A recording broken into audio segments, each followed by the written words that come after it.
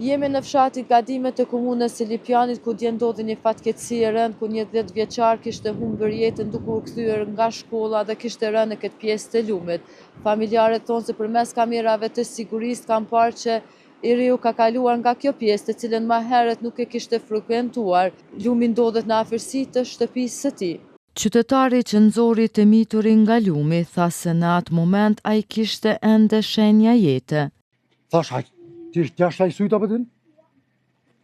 E lumit, ka posh drejtëm, dritës, që u po, kete dhe reka konë me nashtë. Ofer, kom sharru për të gazet drejtë, kom rëzëku.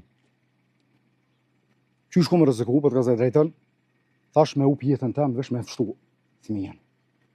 Se më ka dhim si një vlodi janë. Edhe momentin, kom po sa fat, ju me kësy, po ju më shku një 5 metra para djallit, edhe kom prit djallin të ardhë për me janë gjitë. Edhe kom kop djallin, kër kom kop djallin, në moment e morëm djallin, e qëtën në asfalt, s'ka pos dreqem, e kena morë, nuk ka pos dreqem. Kalusit që kanë kalu, nuk pinja, ka vëmë dim djallit. Ka pos përs, matë moment më ka u vidia mu. Njëri nga mësimdhënësit e shkollës njëherë është kushëri i të miturit të ndjerë Zejn Zejnullahu, rrëfen momente dramatike të kërkimit pas zhdukjes së tij. Pas kamerave që i kemi nxjerr, Zena e ka lshu udhën vet, edhe ka zgjedh me ardh ka lumi me ardh në shtëpi.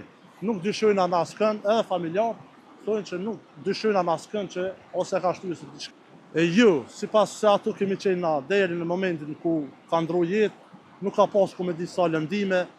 Gjatë reanimimit ka qitë gjak që është gjë normale se ka kalu në një rrugë gjatë lumit, po lëndimet tepër të mëdha nuk kemi parë. Detaje për rastin ka dhënë edhe policia e Kosovës, e cila tha se kërkimi për të miturin kishte nisur me njëherë pas raportimit të zhdukjes. Pas pranimit të informatës se viktima mashkull kosovar nuk është kthyer në shtëpi, është organizuar kërkimi. Me çrast nga një dëshmitar, viktima është gjetur në lum. I njëjti është dërguar në QKUK, ku mjeku kujdestar ka konstatuar vdekjen, thuhet në raportin policor.